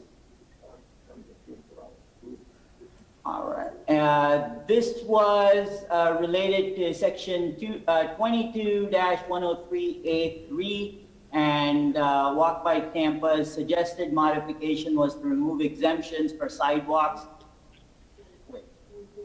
Yes, that are not planned on local streets. Staff recommends also providing developers with an option to basically construct an equal length of sidewalk at a higher priority location. The priority will be established as part of the moves process. This gives a little bit more flexibility, but it will require further stakeholder engagement. But this will bring flexibility to the program and also ensure that sidewalks are actually getting built. We would just be able to direct them to a different location to the extent that's feasible. So this is a consideration at this time. Next slide, please. This demonstrates kind of sidewalk gaps and connectivity issues where you have the connection problems. This is on Azeel close to Dale Mabry. And as you can see, the red arrow shows that the two sidewalks do not connect. So we may have unintended consequences sometimes. Part of the challenge here is because is really internal, and that's a process we need to improve in working with all our partners. And that is not all sidewalk installations are getting inspected in the field. And that inspection is critical. And they do get inspected if a right-of-way permit is pulled. So that's a process we're looking at as well. It's also a function of coding in Axela. So we're working with our partners there. Next slide, please.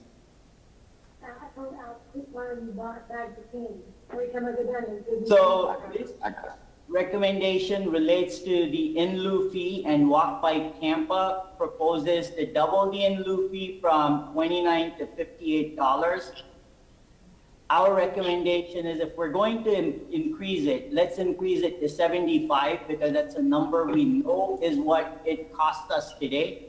The other is this $75 does not include engineering or design and all of that, which can increase the cost significantly and even double it in some extent, to some extent. So our recommendation is to consider the $75 per linear foot.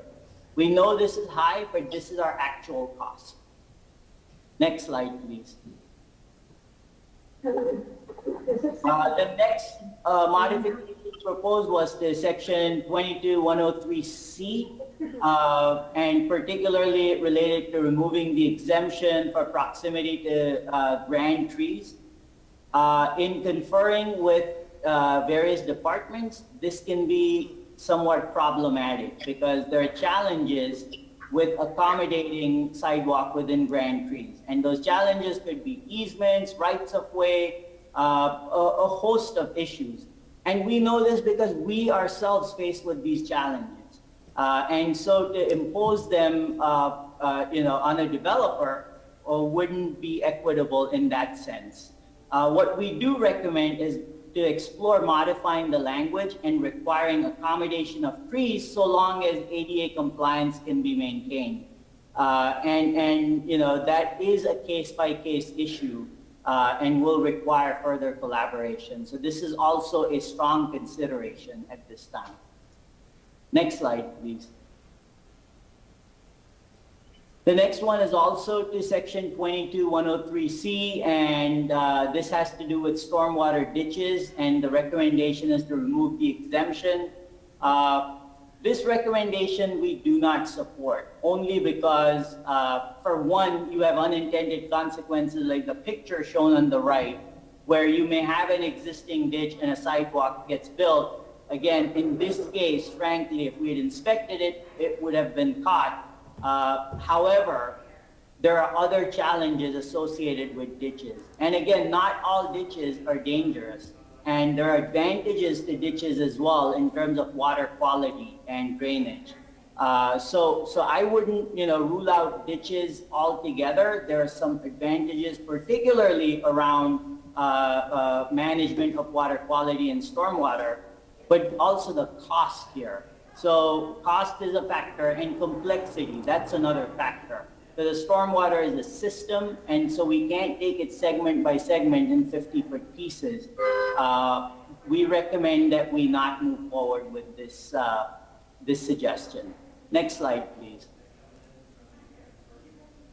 The next proposed modification is to section C4 of chapter 22-103. And this requires that City Council should approve through a public hearing for certain exceptions. And our concern here is this would add significant time to the project and hence cost.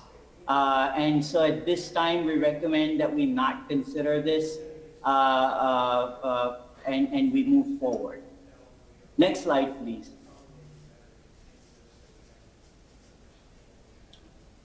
This we completely agree with. Improve transparency with regular reporting of status and use of sidewalk trust funds. Currently, we do not report on how much money is collected and how it is utilized very well. It's done through our CIP program where it doesn't have a lot of details, and we do need to do that. There are several other things we need to do as well. We need to capture better data from the development side through Accela and through our partners in development and growth management. In-house, we need to have a better plan for how to expend these funds. Find efficiencies like Councilman Goods mentioned by getting creative. And just in general, today I cannot tell you how much sidewalk was built last year. So we need to work at several levels. We've identified many areas that we need to improve on, including inspections, including Accela, and we will be working on it. The timeline that we're working with is 6 to 9 months for that Accela upgrade to happen so that we can incorporate some of these recommendations and move accordingly.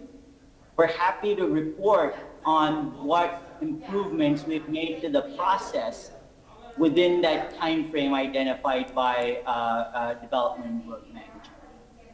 So no concerns here. We're not transparent. We're not transparent to the community. We're not transparent to ourselves today, and we need to fix this, and we will fix this. I commit that to the council.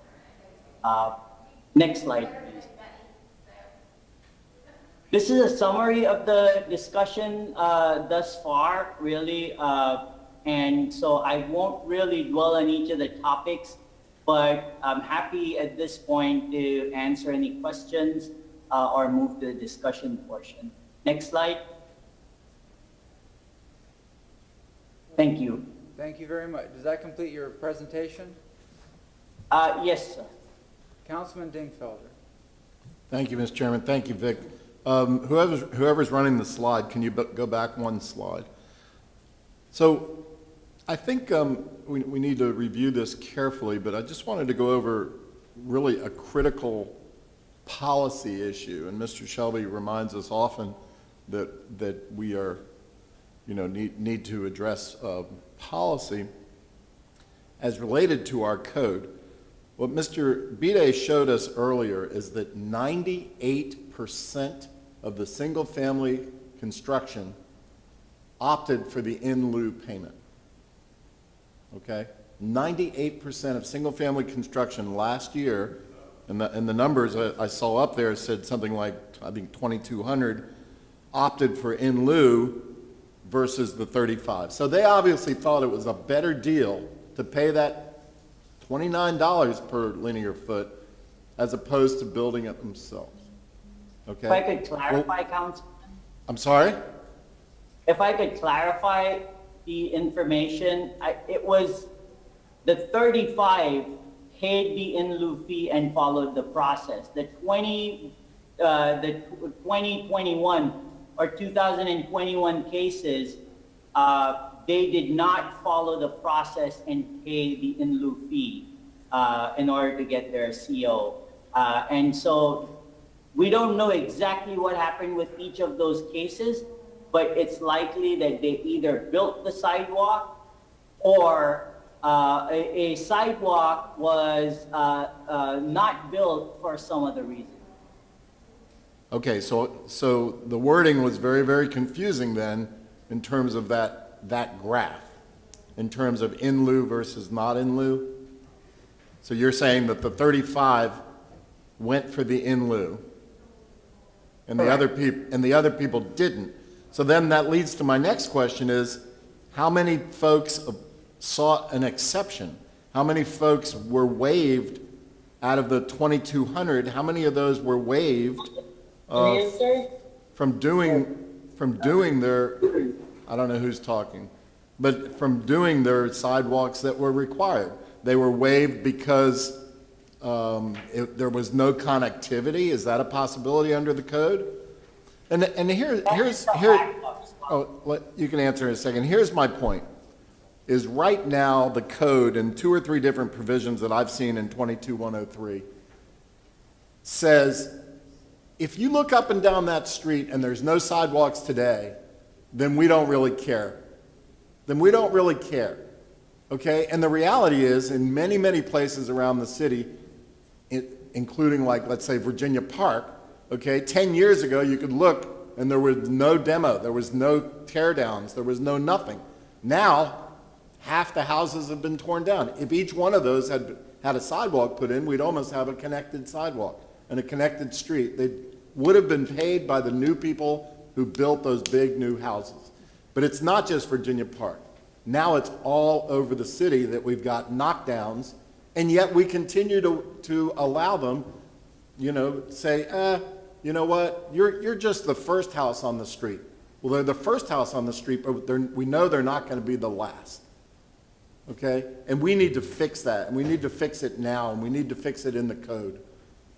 And that, I think, is what the Walk by Tampa people have been telling us. Vic, going back to my question, I don't think we know. We don't know what happened to those 2,200 people. We don't know how many of them built a sidewalk. We don't know how many of them asked for an exception. I mean, right now, you're not quantifying that. I see Ms. Feely's hand is up, but I'm not the chairman. Wait, I saw Councilman Miranda's hand up before, and then we'll go to Ms. Feely. Charlie, your mic's off. Unmute yourself. I just want to listen to the whole discussion. I think I'm waving like this to myself. Okay. Ms. Feely? Ms. Feely. Let me go back to that slide just a moment. I just want to be clear. So 2,200, those are the total number of permits. There are 35 that elected or requested the in lieu. The other 2,200 built the sidewalks. Right, and Vic clarified that, and I appreciate the clarification. So there were only 35. Right, there was several double negatives in there, and that's why I got messed up. Okay, so 2,200 installed. Only 35 of the total permits issued last year requested the in lieu and paid the in lieu. But Abby, what you just said is different what Vic said. Vic said out of the 2,200, we don't know how many actually installed. He said we didn't have that information. The 2,200 is an installation. There's no other, there's either you installed or you were one of the 35. Or you asked for an exception. No, the 35 are the exceptions. No, I'm not talking about the in lieu exception. I'm talking about the exception You that... have to pay in lieu. There is no other exception. And I would defer to Abby on this because she would know more than us. So this year so far, we've issued 513 permits and 5 have paid the in lieu. All the rest are building the sidewalk. There is no, I don't build the sidewalk and I don't pay. Okay, I'm going to look at the code real quick and get back to you on that, because that's not the way I read the code. All right. Anybody else? Those are the numbers we collected that were presented to you today. Councilman Carlson. Yes, Vic, I appreciate the cheat sheet there, but I have your presentation up here, so I'm going to go through page by page if I could, just to give you specific feedback because it's so complicated. In general, I want to say I'm very committed to making sure that we have sidewalks and that we commit ourselves to having sidewalks. I think it's very dangerous not to have sidewalks. One of the comments that we get is that people are speeding through neighborhoods, cutting through, either Waze is sending them through or they're trying to cut to cut McDill or Bayshore or whatever, and they're speeding through, and kids and families are at risk, and we need to figure out how to deal with that. So number one was they require sidewalk construction within 2 miles of a school. I've heard reports, I don't know firsthand, but I've heard reports where they're not allowed to have crosswalks because there's not a sidewalk, that some of the homeowners said, well, I don't want a sidewalk because then, quote unquote, those people will walk in front of my house. And I don't think we should give them a choice. I asked Gina this the other day, and she said, it's our right of way, we can build a sidewalk where we want. I don't think that because somebody doesn't want certain people walking in front of their house that we should require kids and families to not have crosswalks to safely cross roads right next to schools, and that they should have to walk in the middle of the street. And so whatever we need to do to strengthen that, I would be very in favor. We have another conversation specifically coming up about that too. Remove the exemptions for sidewalks where contiguous sidewalks do not exist. I think we absolutely should remove them. In my own neighborhood, which is pretty nice street, my kids and I, when there are disjointed segments of sidewalks, but the cars and the trucks go through there so quickly that if I get a chance to walk on a sidewalk, I'm going to take it every single time because it's too dangerous to walk in the middle of the road.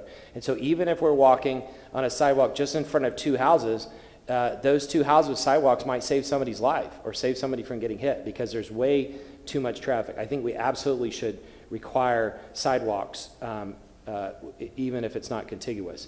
You talked about making sure they're aligned correctly, so maybe there's some planning process there, but we absolutely should require them. Remove exemptions for sidewalks, same thing. You talked about staff providing an alternative where developers could offer to pay for sidewalks equal length in a school priority zone. I think that's a good idea, but I'd rather first make sure that we have sidewalks, even if they're the first one on the street. Like Councilmember Dingfelder said, these neighborhoods over time will develop sidewalks. And we need to tell folks with neighborhoods and people in communities want sidewalks. And so we need to start somewhere and build them. Then you go to double the in lieu fee. If it's $75, you said earlier that doesn't include the management fee and whatever. That means the real cost is probably $100 or $150. And so we should charge more than $75. We should charge the actual cost, which is probably $100, $125. We should not let anybody pay an in lieu fee that's not going to cover the actual cost of us building a sidewalk somewhere else. Remove exemption for proximity to grand or protected oaks. My street's full of grand oaks, and I would never propose tearing them down. I don't know what the solution is there, so I don't really have an opinion. I wish we could find a way to get around them, something. I don't know what to do, but we have to be ADA accessible, and we can't endanger trees. And also as trees grow and their branches grow, they rip up the sidewalks, which causes more damage. So I don't know what the solution is, but it'd be great if you all could figure that out. Remove the exemption where there are stormwater ditches. I would like the requirement to say that that whoever builds on those streets would have to pay whatever the city would pay to redo that stormwater drain, so that there could be a sidewalk on top. You and I have met in neighborhoods before where there is a stormwater and we need to put a sidewalk on top. Councilmember Maniscalco talked about that in West Tampa. They're really dangerous, and somewhere we have to start with it. If the city can't afford to pave it, somehow we've got to fix these problems. That exemptions must go to approval to a city council public hearing. We have too much on our agenda right now, but if we need to set a higher threshold, if it's not city council, is there a hearing master or something? There needs to be some higher threshold.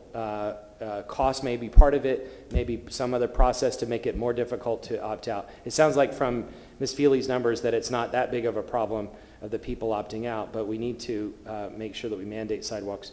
Transparency, absolutely. There's not been enough transparency. There were rumors that this fund was raided years ago for other things.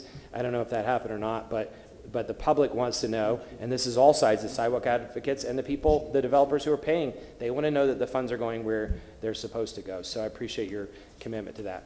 And I will be quiet. Thank you. Thank you very much. Other sources of funding that I was thinking of was the stormwater capital improvement money. I know it's dedicated to stormwater work, but out of that, can we help build sidewalks? And also with pipes, which is a multi-billion-dollar project. You know, we're tearing up roads. We're going to be repaving roads, but there's got to be some money to perhaps cover up some of those ditches in West Tampa or add sidewalks where we need to go. Unless everything is just going to go over budget, we don't know, but we're talking a huge amount of money in the billions where we should look at allocating, if possible, money towards sidewalks. Anybody else? Let the voice of reason, Charlie Miranda, Councilman Miranda, go first. Yes, sir. And please unmute yourself, sir. I don't know if I'm the voice of reason or not, but let me say this. I'm not a lawyer either. But I can tell you one thing. Once you bond something, or you have to, when you bond it, you have to say specifically what the bonding is and where the revenues are coming from to pay for the bond. And once you do that, you can only use that money only for what you said you were going to use it for. Unless there's something left over at the end of the bonding process, you have some money left over, and you have facilitated all the needs of public that the public is so paying for, because the public now is paying for the pipe program one way or the other, either in the water use or the use of water going to the Howard Current plant. You have a fee in there that's paid for that front part loaded. So we paid 47%. We bonded out 52%, if I recall the numbers correctly. From my opinion, again, it's just opinion from a street lawyer, you cannot use that money unless it's for specifically what you bonded it out for. Yep, and that's what I had mentioned was if there's, if you Yeah, know, we're not I- over budget and whatnot, if there's any money left over, because we're talking Yeah, a huge I- amount, so. All right, anybody else? If I may, Mr. Chair. Yes, sir, and then Dean Felder. Again, my main concern is getting children off the street that are walking to school and getting mothers off the street with their baby carriages. That's my main concern. I do not talk about any other prior governments, whether it be local or otherwise. A famous politician once told me that every politician makes a decision what they feel is right at the time. This ordinance needs to be changed to help connect our sidewalks. I understand that there are sidewalks that cannot be connected because of certain things. The irony in today's meeting, and people could beat me up for this or not, I am a believer in climactic change. But we talked about changing something, a policy that we have for something that may or may not happen 50 years from now. The problems with our sidewalks and the need for them because of these children walking in the streets is here today, right now. This needs to be talked about, and the ordinance needs to be changed. Again, things were made different earlier. I'm not going to weigh in on that, but we need to take a deeper dive at this. Thank you, Mr. Chair. Thank you very much. Councilman Dingfelder is going to bring it in for a landing, and then I'll bring it in. we have, bring Mr. it in. Michelini was on the second floor, Okay. wanted to speak for 3 All right. minutes. Yes, sir. Well, he's welcome to, or that's the chairman's prerogative. If we take a look at the sidewalk, the relevant sidewalk code, 22-102, and I looked, or excuse me, 22-103, and I looked at it last night, and I looked at it again just now. And this is what I was trying to say before, and if I'm wrong, legal can jump in and correct me, or anybody else. But 22-103G2 says the following. In the event that it is determined that the construction of a sidewalk is, quote, not practical as provided for in subsection C or D above, in the city's construction services division, and the permit is being issued for a single-family residential, the contribution to the sidewalk construction fund shall not be required in any of the following instances. And then I jump down to 2.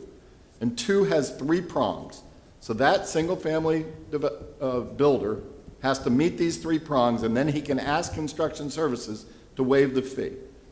Okay, those 3 prongs are as follows.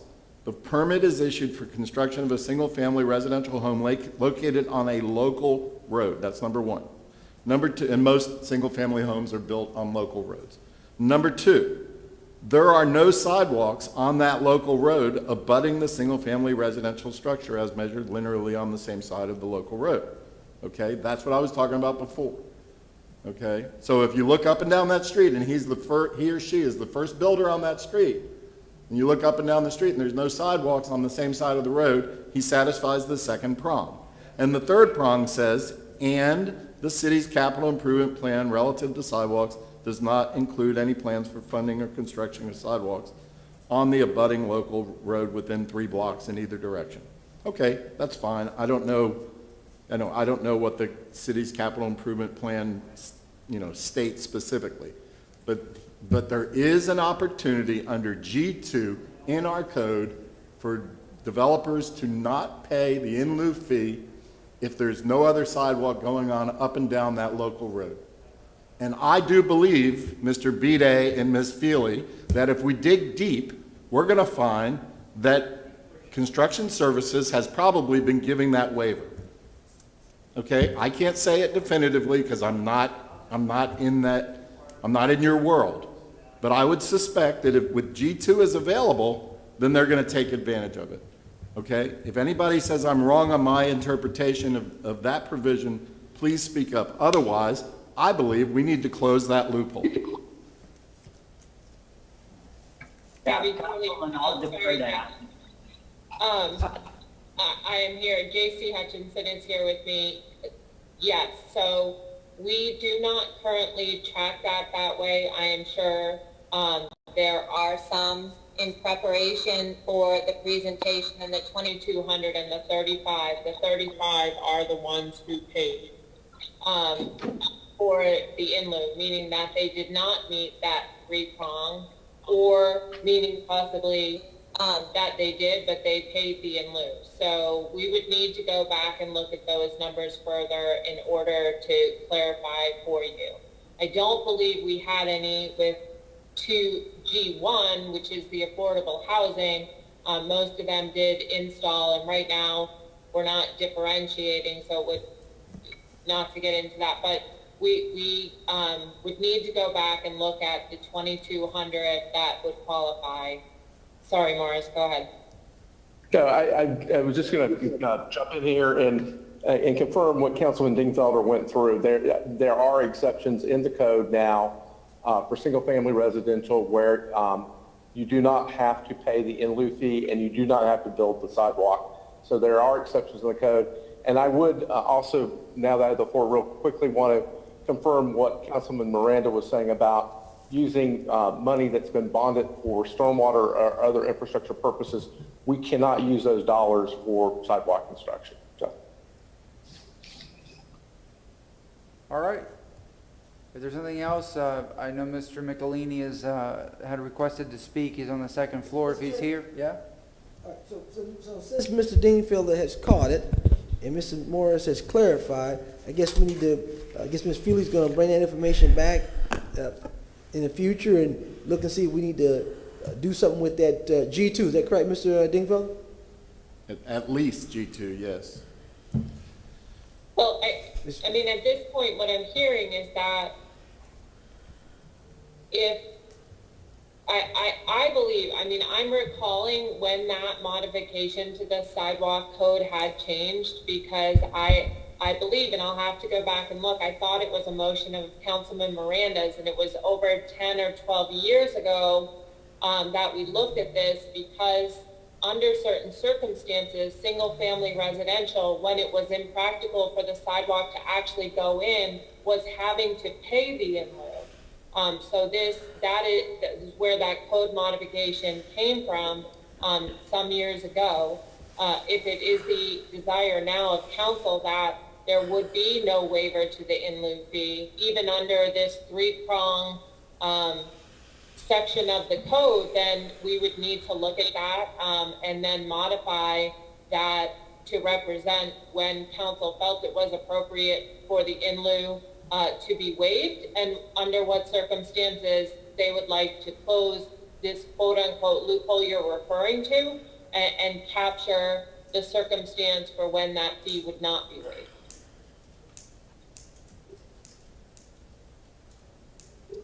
Mr. Chairman, if you're looking for a motion to kind of wrap this up, I'd be glad to.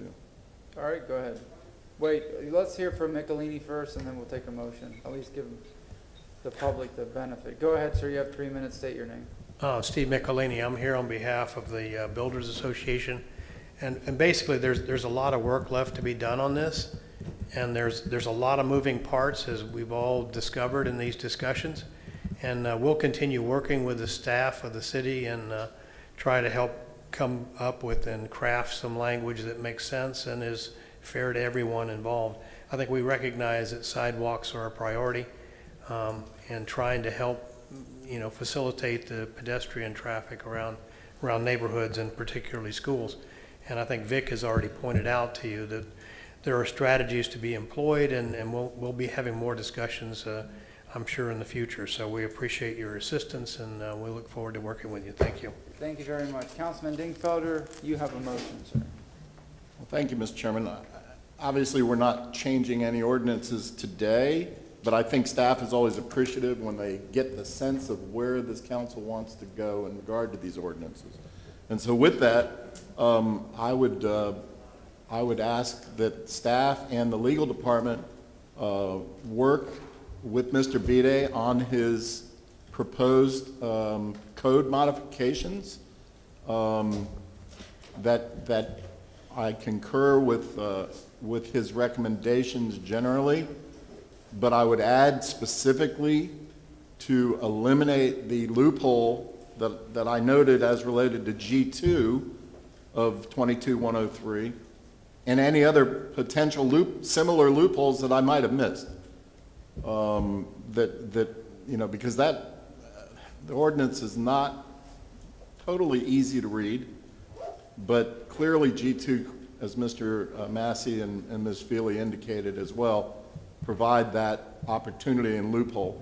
So I would ask that to be added to the list of Mr. Bide's list, and also that, as offered by Ms. Feely, that we look at that 2,200 number from the year 2020 and see if we can identify how many of those single-family projects did not pay the in-lieu fee and didn't build a sidewalk. I mean, maybe it's somewhere in Acela that we can pull that information out. I don't know. I know Acela's got a lot of information and a lot of detail, but I don't know. I don't know what's involved in that. But if possible, obviously, I'm not asking staff to go down and look at 2,200 sidewalks, individually. But if that information is readily available in Acela, I think it would be valuable to the discussion. We got a second from Councilman Carlson. You wanted this in 2 weeks, sir? No. I'm kidding. When is No, that? just a week. I'm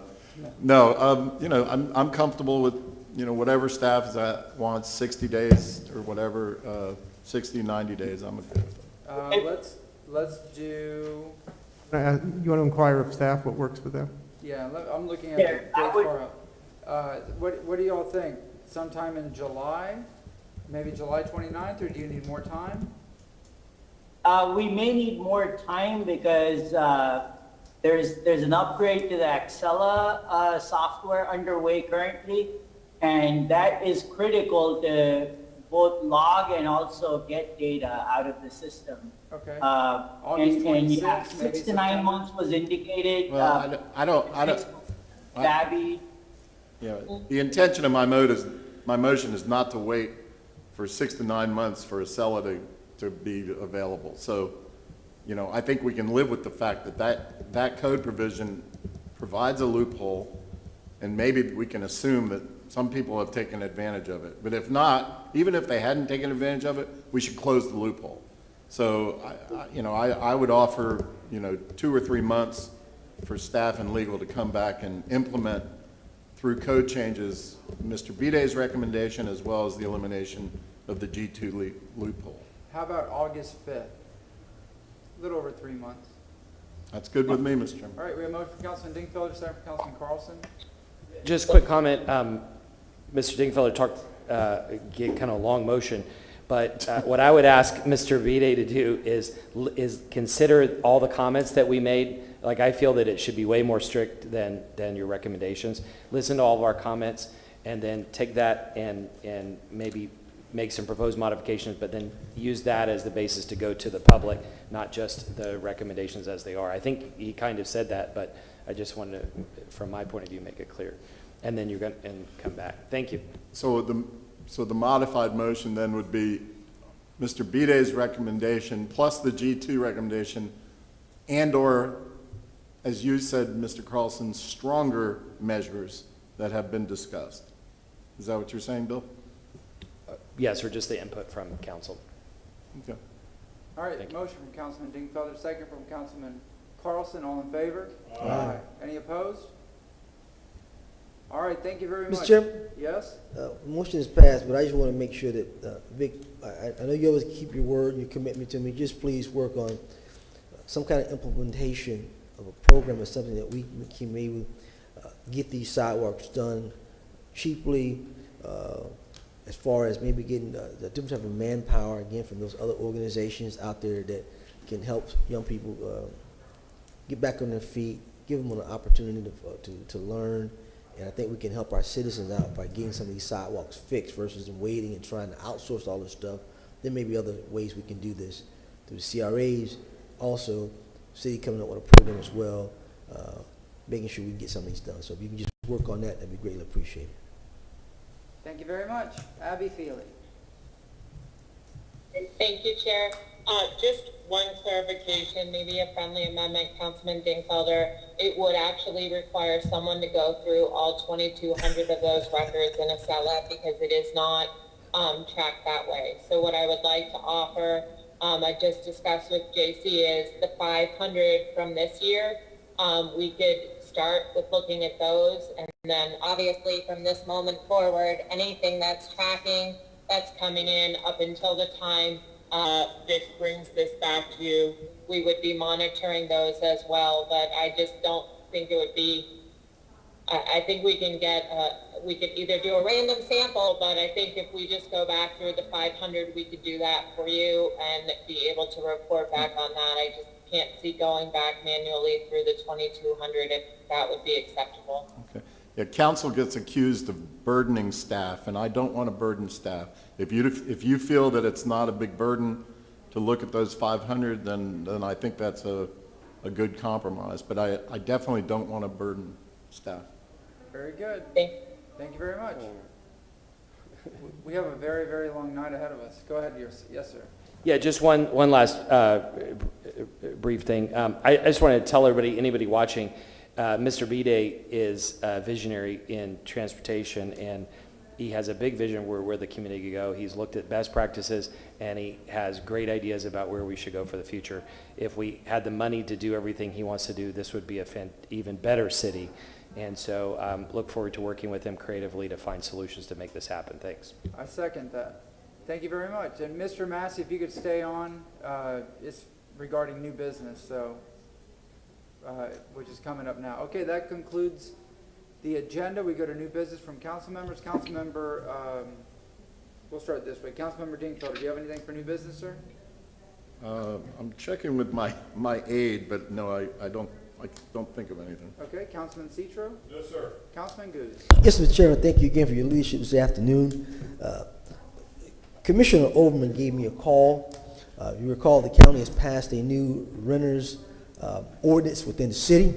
I told her that I would read it. I looked at it. All of you should have gotten a copy of it. Today, I'd like to make a motion in reference to it. I'd like to make a motion for the legal department to look into an ordinance by Hillsborough County regarding a required notice of rental housing rights and resources as pertaining to renters' bill of rights, the provision of source of income discrimination, and a notice of late fees. And I have a full copy here for the clerk as well, sir.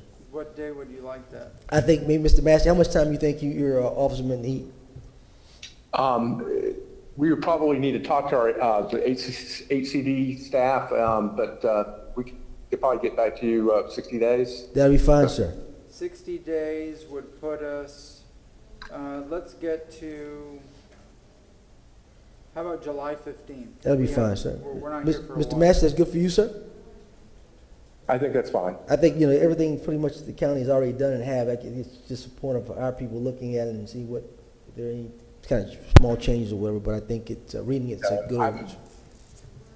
I'm aware that they enacted an ordinance for a renter's bill of rights, so appreciate it. We have a motion from Councilman Goods. We have a second?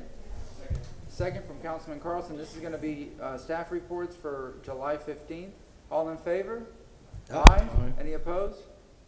Anything else, sir? Councilman Carlson, do you have anything, sir? Yeah, quickly, our friend Arizona Jenkins got a statewide award a couple weeks ago. It's the Idelio Valdez Leadership and Advocacy Award. It's an award that usually is only given to one disability activist a year statewide, and they thought he was so great that they gave him one too.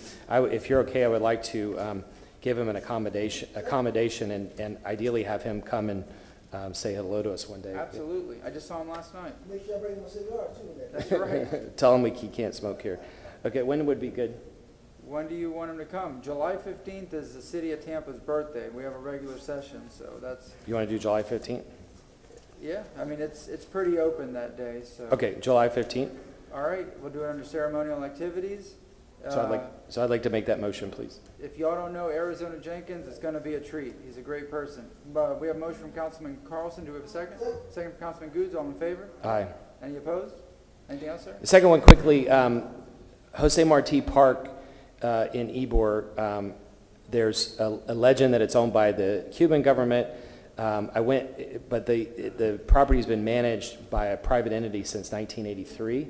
And a year ago, before COVID, I asked Chief of Staff to look at it. He pulled together 12 people on a phone call, and we started looking into the land use of it and who actually owned it and all of those things. But I get almost daily complaints about the upkeep of that park. It's a very important park for the Cuban people and Cuban Americans, and I think it deserves better upkeep, and it should be managed by the Parks Department. And so I would like to make a motion to ask city staff and the Parks Department to look into the possibility of having the Parks Department manage Jose Marti Park and come back to us on October 7th. All right. During staff reports. Under staff reports, October 7th, the park is smaller than this room, so it's not, it's not a big undertaking, so hopefully there's support for that. We have a motion from Councilman Carlson. Do we have a second? Second from Councilman Goods. All in favor? What? Aye. Any opposed? Anything else? Councilman Miranda, do you have anything, sir? Please unmute yourself. See you at 6 o'clock.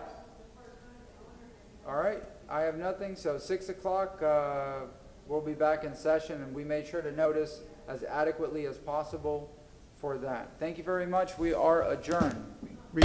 Are we in recess till 6 or adjourned? I guess you're adjourned for this meeting, and you'll reconvene at 6 o'clock. All right, we'll reconvene at 6 o'clock.